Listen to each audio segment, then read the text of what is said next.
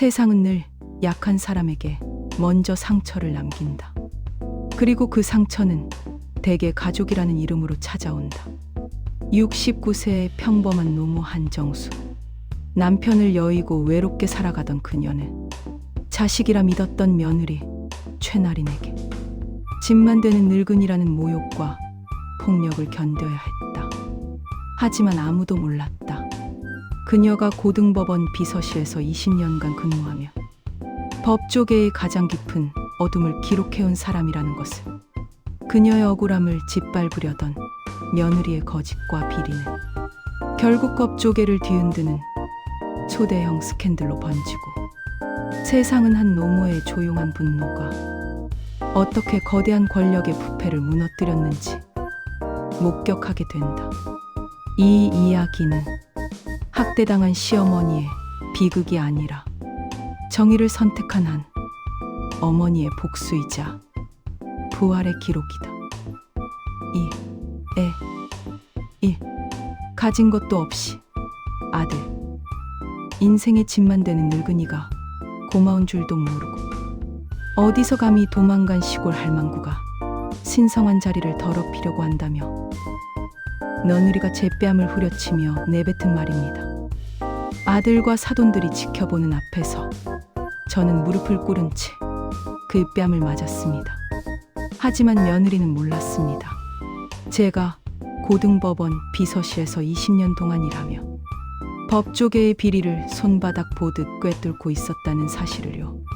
시작하기 전에 구독과 좋아요 꼭 부탁드립니다. 여러분의 작은 관심이 저희에게 큰 힘이 됩니다. 항상 건강하시고 행복하세요. 안녕하세요. 저는 69살 한정숙입니다. 그날은 평범한 아침이었습니다. 서울 변두리의 작은 빌라에서 남편이 떠난 지 벌써 5년째. 빈 침대 한쪽은 여전히 차갑기만 했습니다. 부엌으로 나가 물 한 잔을 마시며 창밖을 바라봤습니다. 가을 햇살은 따뜻했지만 제 마음은 얼음장처럼 차가웠습니다. 탁자 위에는 며칠 전 며느리가 던지듯 놓고 간 봉투가 그대로 있었습니다. 그 안에는 겨우 20만 원이 들어 있었습니다. 병원비와 약값으로도 빠듯한 돈이었습니다. 제 아들 한성우는 사법시험에 합격한 판사였습니다. 어려서부터 똑똑했던 아들은 제 유일한 자랑거리였습니다.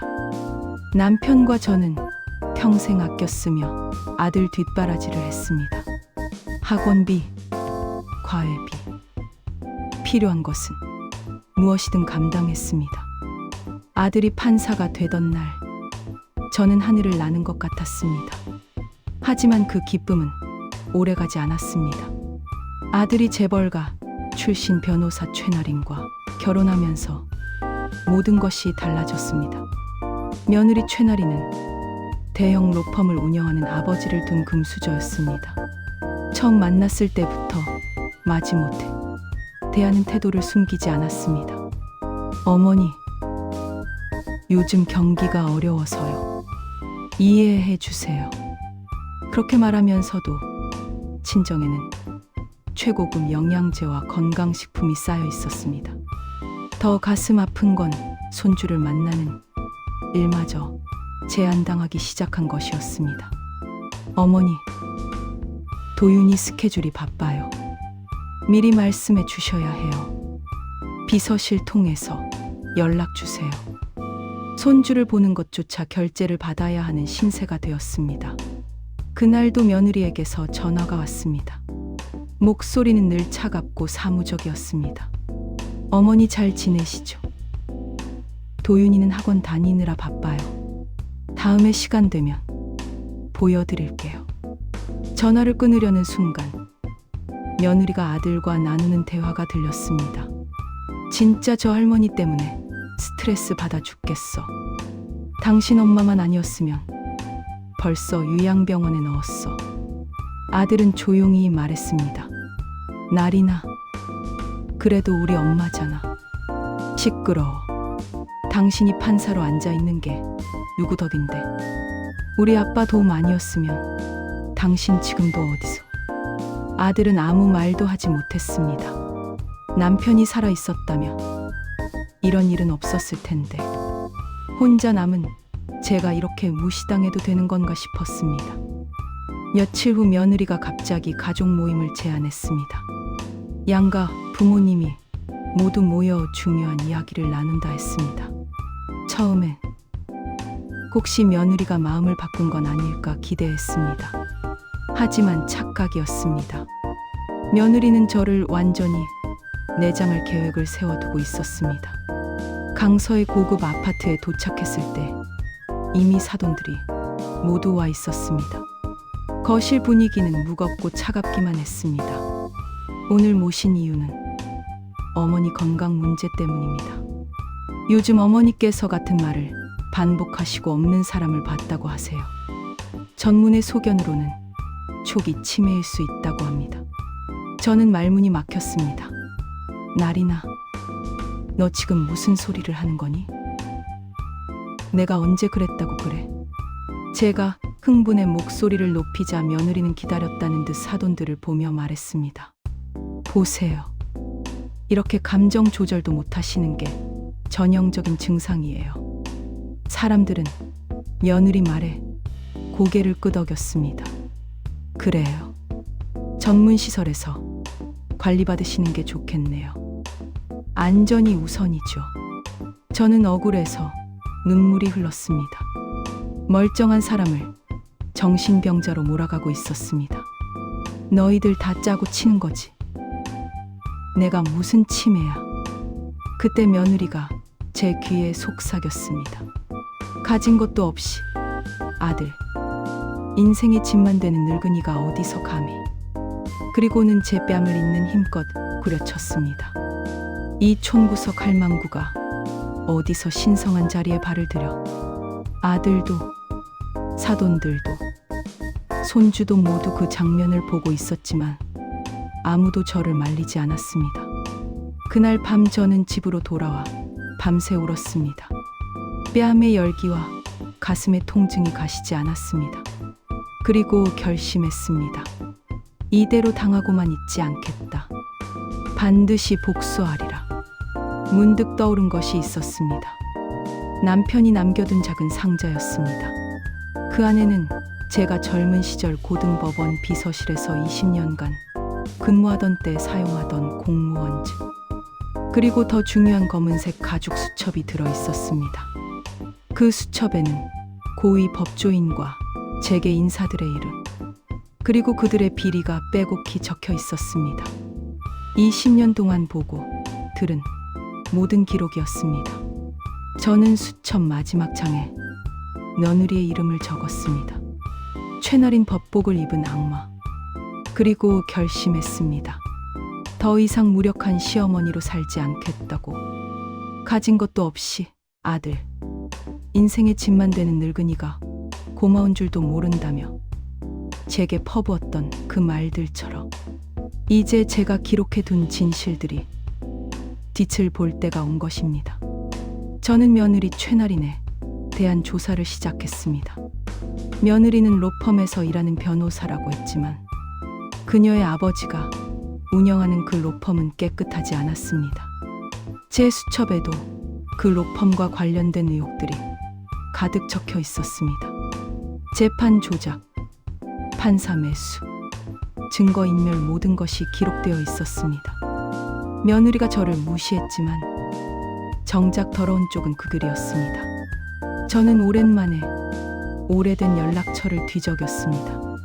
과거 함께 일했던 사람들 중에는 지금 높은 자리에 오른 이들이 많았습니다. 그 중에서도 조태웅 검사가 떠올랐습니다. 젊은 시절 억울한 누명을 쓸 뻔했던 그를 제가 도와준 적이 있었습니다. 제가 제공한 결정적 증거 덕분에 그는 위기를 넘기고 지금은 특수부의 핵심 검사로 성장해 있었습니다. 전화번호를 누르는 제 손은 떨렸습니다. 오랜만에 거는 전화였지만 그는 저를 선명하게 기억하고 있었습니다. 한정숙 여사님, 정말 오랜만입니다. 잘 지내셨습니까? 그의 목소리는 여전히 따뜻했습니다. 저는 조심스럽게 도움을 청했습니다. 검사님, 제가 좀 어려운 일이 생겼습니다. 도와주실 수 있을까요? 물론입니다. 예전에 여사님께서 제게 해주신 것처럼 이번에는 제가 도와드리겠습니다. 조 검사와 만나기로 한 날, 저는 검은 가죽 수첩을 들고 카페로 나갔습니다. 마주 앉은 조 검사는 예전보다 훨씬 든든해 보였습니다. 저는 며느리에게 당한 일들을 차근차근 설명했습니다. 그리고 수첩을 펼쳐 보였습니다. 조 검사의 눈빛이 단숨에 날카로워졌습니다. 여사님, 이건 정말 심각한 내용입니다. 최나린 변호사와 그 아버지의 로펌, 이미 저희도 주목하고 있던 곳입니다. 그는 계속해서 말했습니다. 최근 한 건설 회사 재판에서 이상한 판결이 나왔는데 그 사건을 최나린 변호사가 맡았더군요. 뇌물 정황도 있습니다. 여사님이 주신 정보와 합치면 본격 수사를 시작할 수 있습니다. 저는 안도의 한숨을 쉬었습니다. 드디어 반격이 시작된 것입니다. 며칠 후 뜻밖의 일이 벌어졌습니다. 며느리 최나린이 갑자기 제 집으로 찾아온 것입니다. 평소와 달리 얼굴은 불안에 뒤덮여 있었습니다. 어머니, 요즘 이상한 사람들 만나고 다니세요? 저는 아무 일 없는 척 말했습니다. 무슨 소리야?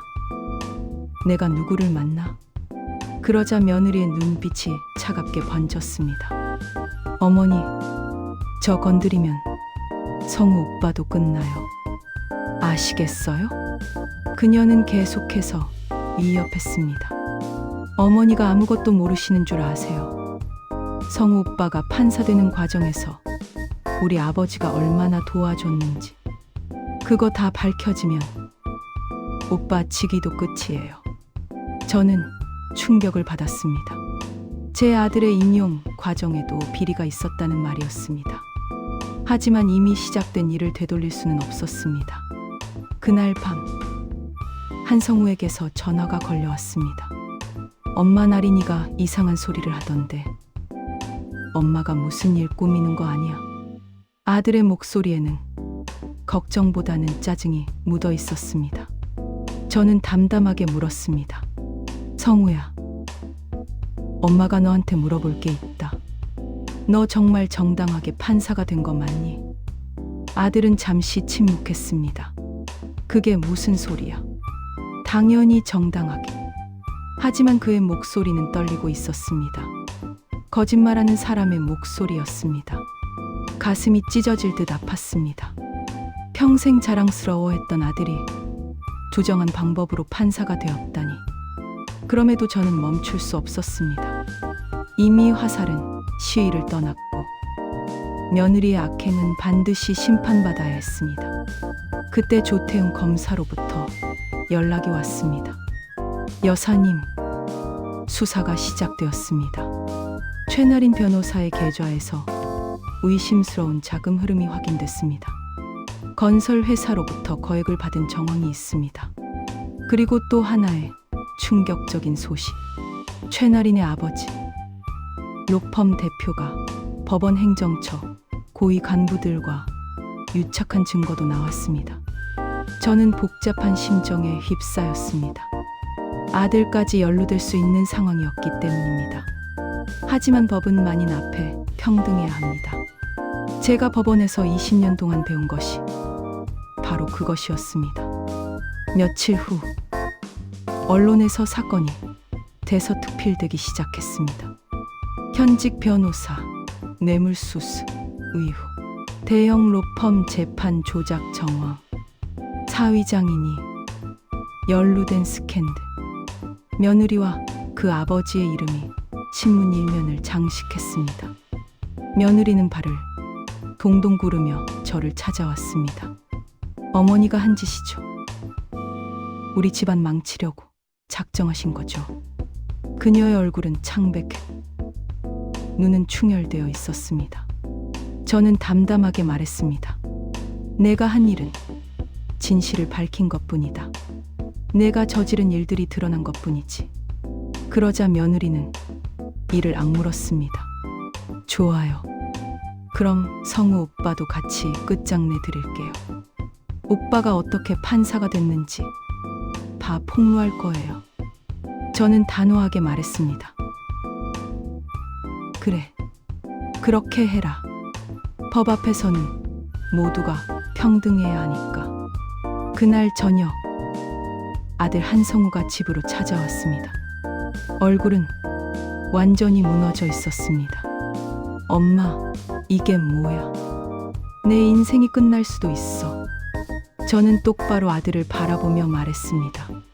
성우야, 정당하지 못한 방법으로 얻은 자리라면 내려놓는 게 맞다. 그게 엄마가 너에게 줄 수 있는 마지막 가르침이다. 아들은 주저앉아 울기 시작했습니다. 엄마, 저는 정말 몰랐어요. 장인어른이 그런 일을 한 줄도. 저는 그저 열심히. 아들의 눈물을 보니 가슴이 찢어졌습니다. 하지만 이미 돌이킬 수 없는 강을 건넜습니다. 검찰 조사가 본격화되며 최나린의 비리가 하나둘씩 드러났습니다. 건설 회사로부터 받은 뇌물만 수억 원, 재판 조작 정황도 명백했습니다. 그리고 더 충격적인 것은 그녀가 그 외 사건들에서도 같은 방식으로 비리를 저질러 왔다는 사실이었습니다. 그녀는 법을 돈벌이 수단으로만 생각하고 있었습니다.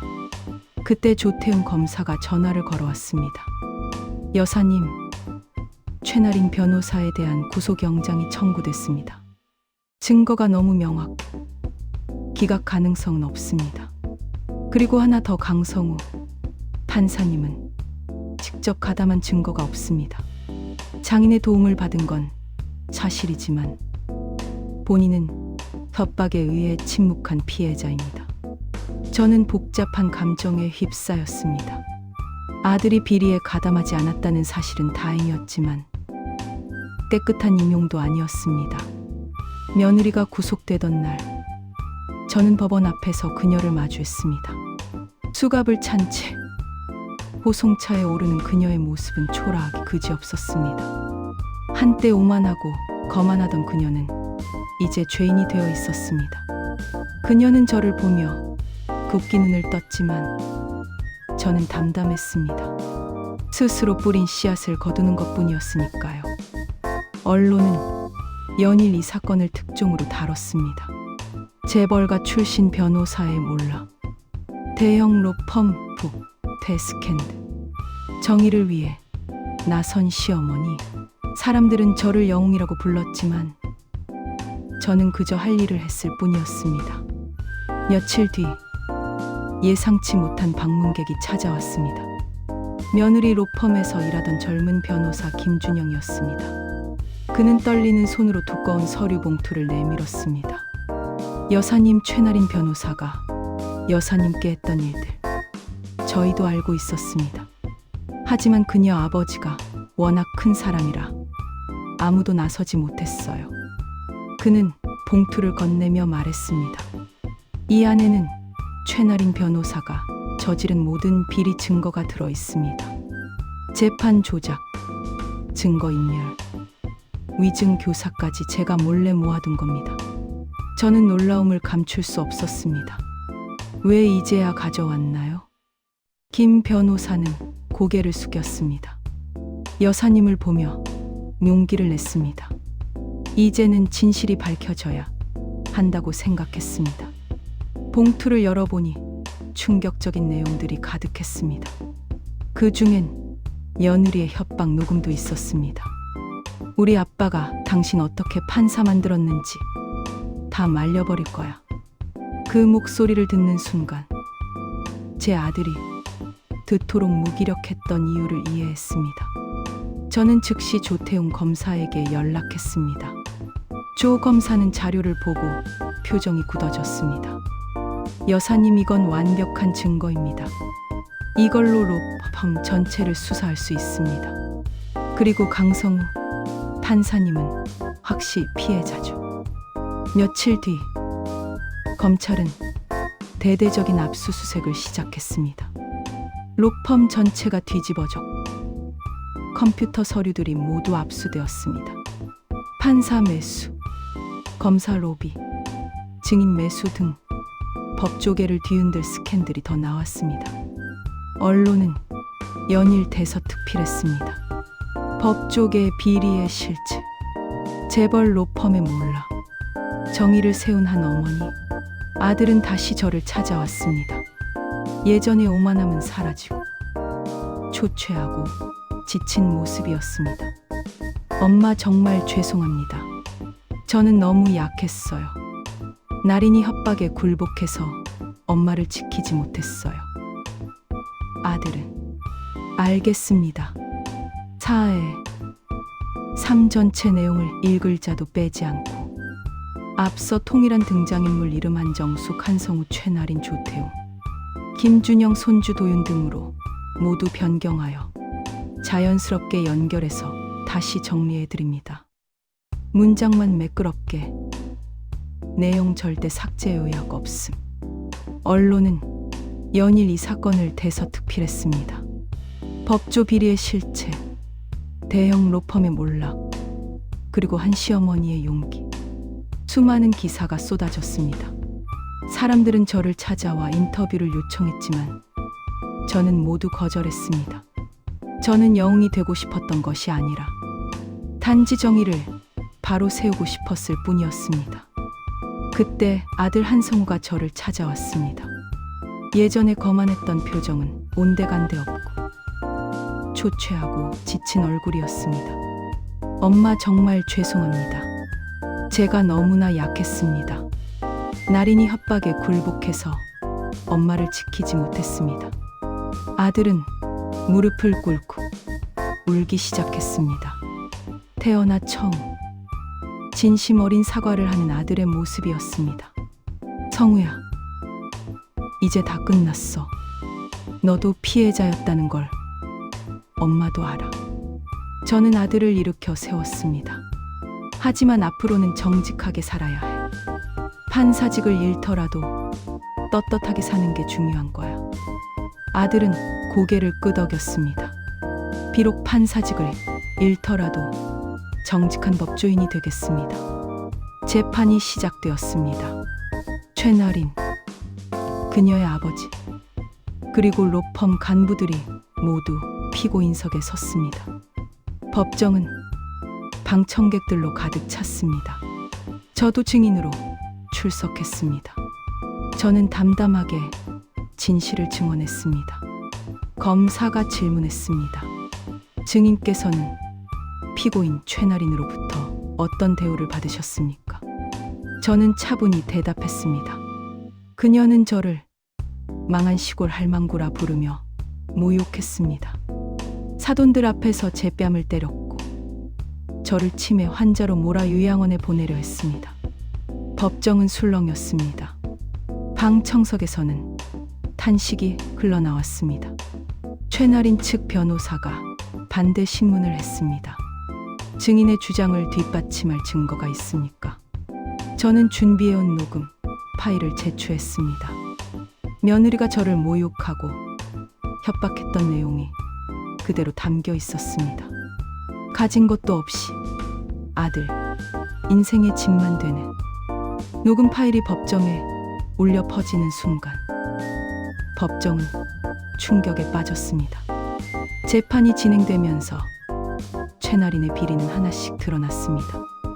건설 회사로부터 받은 뇌물, 재판 조작, 증거 인멸, 위증 교사, 모든 혐의가 입증되었습니다.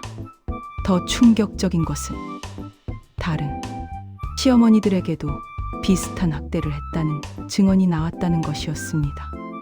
그녀는 반복적으로 약자들을 이용해왔던 것입니다. 젊은 변호사 김준영도 증인으로 나섰습니다. 최나린 변호사는 사무실에서도 갑질이 심했습니다. 특히 나이 든 의뢰인들을 함부로 대했습니다. 그의 증언으로 그녀의 인격적 문제가 더욱 명백해졌습니다. 검사의 최후 진술이 시작되었습니다. 피고인 최나린은 법조인으로서의 윤리를 완전히 저버렸습니다. 약자를 보호해야 할 사람이 오히려 약자를 학대했습니다. 시어머니를 정신병자로 몰아 사회적으로 매장시키려 한 행위는 용서할 수 없는 폐륜입니다. 검사는 계속 말했습니다. 이것은 단순한 가정 내 갈등이 아닙니다. 권력형 범죄입니다. 사회 정의를 위해 엄벌에 처해야 합니다. 검찰은 최나린에게 징역 15년을 구형했습니다. 방 청석에서는 작은 탄식이 흘렀습니다. 최나린의 아버지도 중형을 피할 수 없었습니다. 수십 년간 법조계에서 비리를 저지르고 딸의 범죄를 방조한 혐의였습니다. 재판이 끝날 무렵 최나린이 갑자기 일어나 소리쳤습니다. 이 모든 게 저 늙은이 때문이에요. 저 여자가 우리 가정을 파괴했어요. 하지만 재판장은 단호했습니다. 피고인은 자숙하십시오. 자신의 잘못을 남에게 전가하지 마십시오.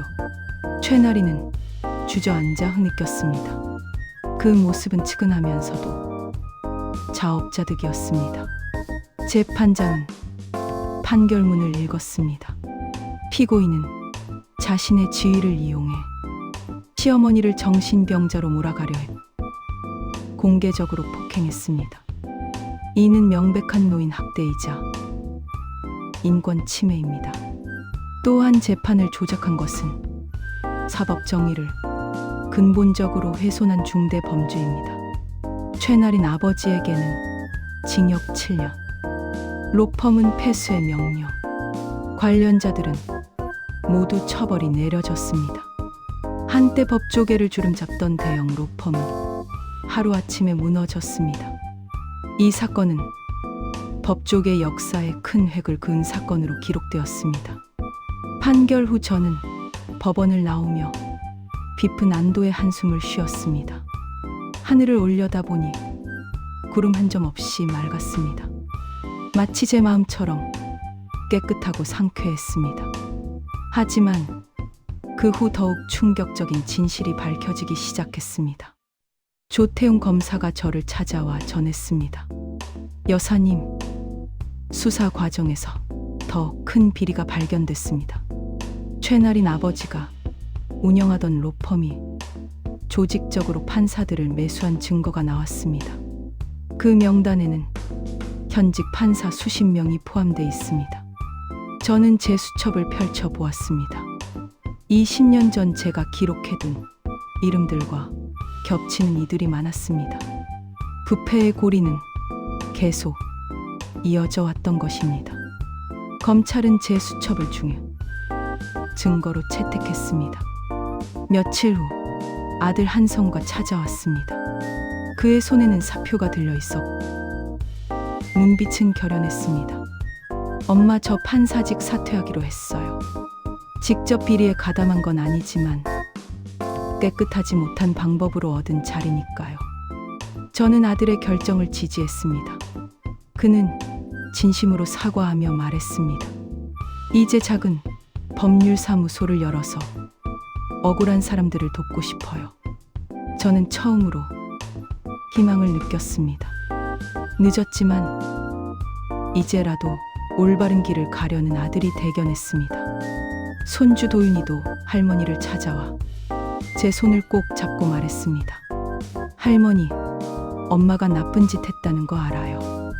할머니한테 못되게 굴었잖아요. 전 할머니 편이에요. 어린 손주의 순수한 마음이 가슴을 따뜻하게 했습니다. 재판 이후 언론은 이 사건을 더욱 깊이 있게 다뤘습니다. 한 방송국에서 인터뷰를 요청했고 처음엔 거절했지만 비슷한 피해를 겪은 어르신들에게 용기를 주고 싶어 결국 응했습니다. 나이가 들었다고 해서 무시당해도 되는 것은 아닙니다. 우리는 한 사람의 인간으로서 존중받을 권리가 있습니다. 법 앞에서는 모두가 평등합니다.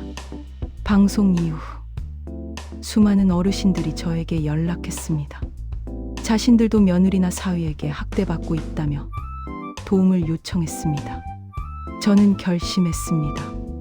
제가 겪은 일이 헛되지 않도록 다른 피해자들을 돕겠다.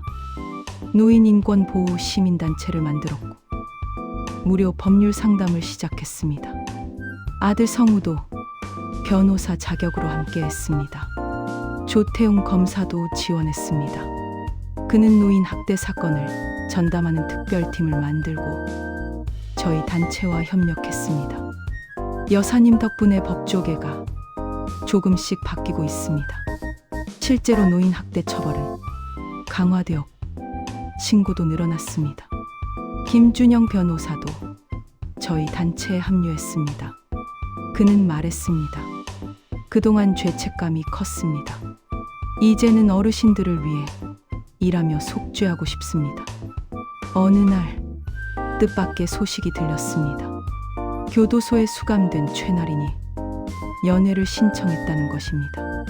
처음엔 거절하려 했지만 마지막으로 한 번은 만나주기로 했습니다. 철창 너머로 보인 며느리는 완전히 다른 사람이 되어 있었습니다. 화려했던 모습은 사라지고 초췌한 얼굴만 남아 있었습니다. 어머니 정말 죄송합니다. 제가 너무 어리석었어요. 돈과 권력에 눈이 멀어 사람의 도리를 잊었습니다. 그녀의 눈에는 눈물이 고여 있었습니다. 하지만 저는 차갑게 말했습니다. 이제 와서 사과해도 달라지는 건 없다. 내가 한 일의 대가를 치르는 것뿐이다. 면회실 나오면서 복잡한 감정이 밀려왔습니다. 그녀를 용서할 수는 없었지만 한 사람의 인생이 무너진 것은 안타까웠습니다. 그러나 그것은 그녀가 선택한 길이었습니다. 저는 더 이상 과거에 얽매이지 않기로 했습니다. 시간이 흘러 어느덧 1년이 지났습니다. 저희 시민단체는 전국적인 조직으로 성장했고 수백 명의 어르신들을 돕는 단체가 되었습니다. 정부에서도 저희 활동을 인정의 표창을 수여했습니다. 무엇보다 기쁜 것은 아들과의 관계가 완전히 회복된 것입니다. 성우는 이제 진정한 아들이 되었고 저를 진심으로 존경하며 사랑하고 있습니다. 손주 도윤이도 건강하게 자라고 있습니다. 주말마다 저를 찾아와 함께 시간을 보내며 말합니다. 할머니, 저도 커서 할머니처럼 정의로운 사람이 되고 싶어요. 아이의 말에 저는 미소를 지었습니다. 비록 힘든 시간을 겪었지만 결국 모든 것이 제자리를 찾았습니다. 저는 이제 정말 행복합니다.